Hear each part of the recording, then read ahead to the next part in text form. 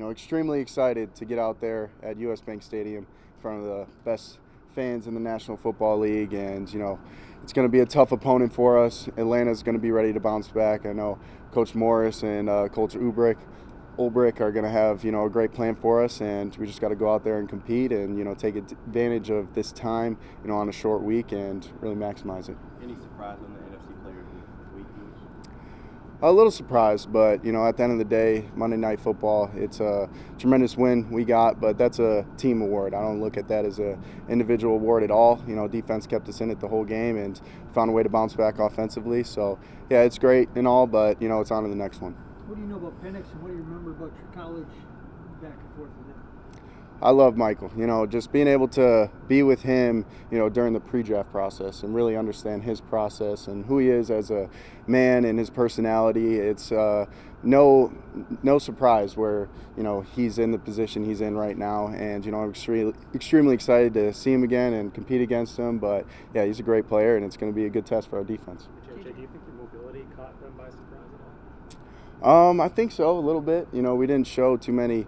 Really any zone read plays early on in the game, so I think it was called at a perfect time, and at the end of the day, got a little something in the tank, so ready to use it whenever. How do you walk that line, when to flee the pocket and when to stay in? I feel like there's an internal clock that goes off in my mind, but a lot of things break down. This is the National Football League, so just being able to feel and react, not really anticipate, is something that I really pride myself on. But just always have that in my back pocket, which is huge in this league. J.J., as you had a chance to go back and watch the film, what are your big takeaways from Monday night and how that helps you improve going forward? Big takeaway is just all the little fundamental things that we kind of lean on is something that isn't 100% there. So just being able to go back onto the practice field and keep making those concrete habits. And I feel like the way we adapted as an offense throughout the game when it wasn't going our way, in those first three quarters, and being able to experience that and know what we have is something that was huge to take away from. But there's a lot of work that needs to be done, and we're definitely not even close to where we want to be as an offense. So it was a lot of things that we learned. Were there fundamental things for you that you felt like as you watched it back, hey, I can take this and move forward and build on it? For sure, yeah. A lot of things with just like coming off a play pass and where I'm at the top of the drop, and little things like quick game is my feet grounded and ready to not waste that split second of a second to deliver that football. But yeah, there's a lot of things that I don't want to get into because it's going into next week. But yeah, a lot to improve. Did you watch the tape over and over, or do you just try to watch it once, what happened out there, and move on?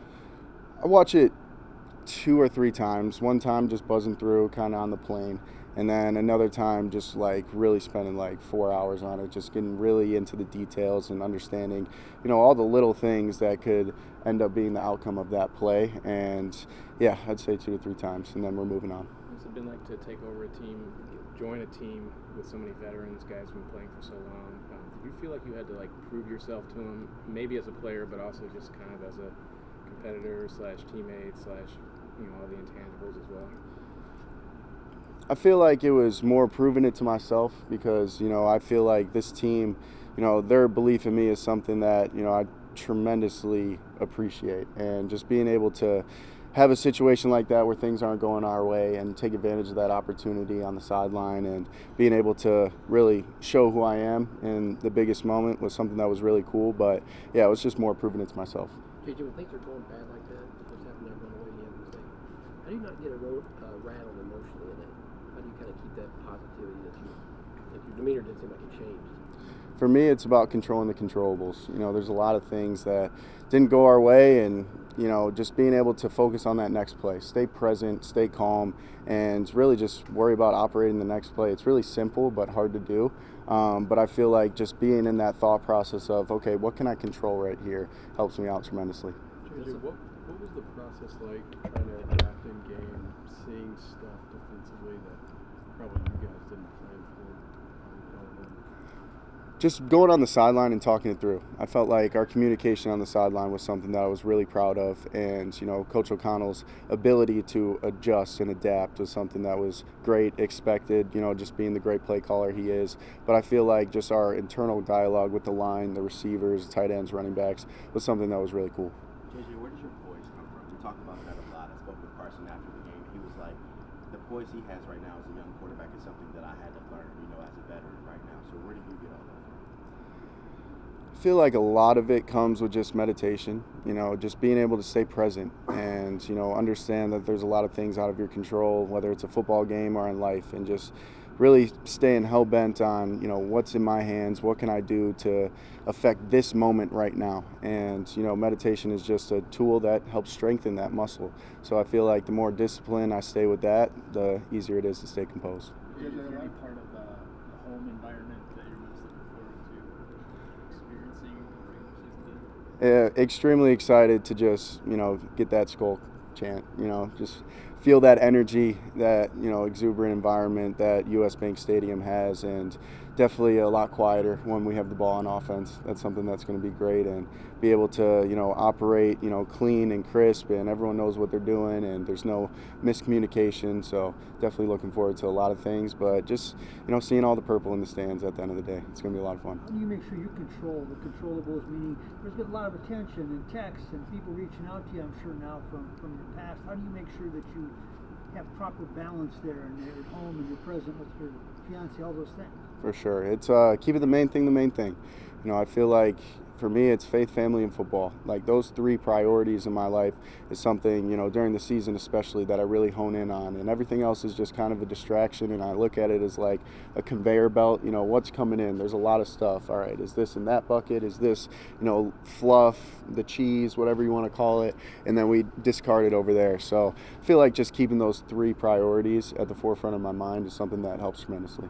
That said, you said you give yourself the time to think about that game, maybe Monday night or into Tuesday morning. Did you, and did you kind of realize that your, at least public life, is going to be a lot different prior to that game to now? I haven't really felt that too much, but I definitely took time, in the locker room with my guys. That's the best feeling in the world, when you just grind out a win and you celebrate with your teammates and your coaches and all the guys that put in the work to have that outcome come to fruition. But yeah, the public life stuff, I feel like that's something that, just comes with the territory. And, there's so many great fans and so many great people in this great state of Minnesota that, it makes it very easy to just have normal conversations with everyone and, just, normal human to human interactions. So. We saw a lot of emotion pour out of you different times in that ball game. Mm-hmm. Cheering, mean muggy face or whatever. Yeah. Was that just specific because of all the win into that game, or is that kind of how you are? It's kind of how I roll. Yeah, for sure. It is real when, I'm ready to go to war on Sundays, Mondays, and Thursdays, and, sometimes Saturdays and Wednesdays. Yeah. But, it's really just like a flip that's switched, and, the rest takes care of itself from there. JJ, where do you go, like, mentally when the game is on the line in the biggest moments that allow you to lock in and rise to the occasion like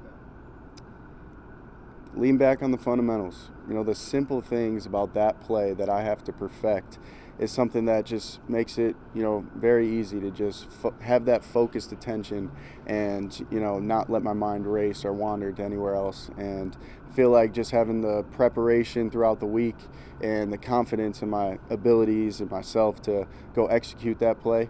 But yeah, it's really just making it simple. There's so many ways that you could think about, how this is going to happen, how this is going to happen. But if you just compartmentalize it into what's my job that play, it makes it very easy to stay on point. Thank you, guys. Have a good one.